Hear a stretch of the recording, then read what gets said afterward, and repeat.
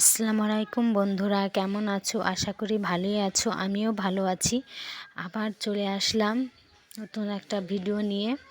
তো আজকে ভাজবো মূলাই ভাজি, মূলা দিয়ে আর আলু দিয়ে। সেটা কুটে পরিষ্কার করে নিলাম।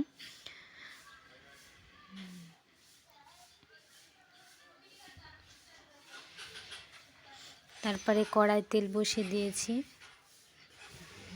পেঁয়াজ আর মরিচ দিয়েছি। তারপরে তরকারিটা ঢেলে দেব।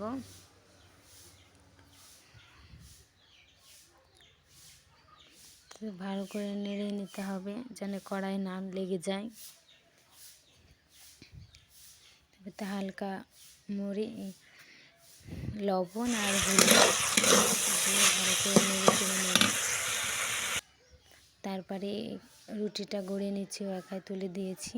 দুটো জোড়া আঁখা তো একাই তরকারিটা তুলে দিয়েছি, আর এখানে একাই রুটিটা হচ্ছে।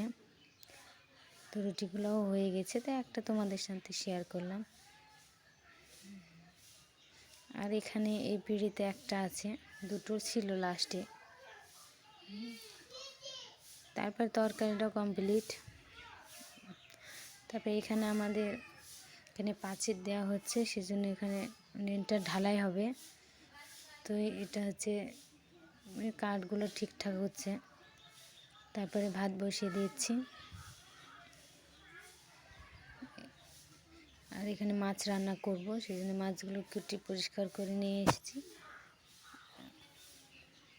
তো সাইডে রেখে দিলাম মাছগুলো। আর একটা ডাল চাপিয়েছি, সেই ডালটা তেলে দিচ্ছি।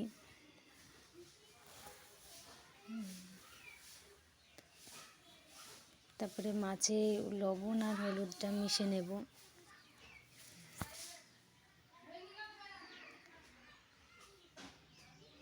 তো কড়া বসিয়ে দিচ্ছি, কড়াটা গরম হচ্ছে।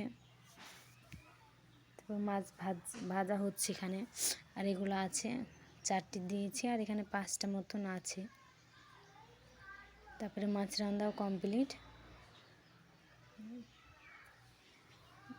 তারপরে দুপুরবেলায় খেতে বসে গেছি। আর এখানে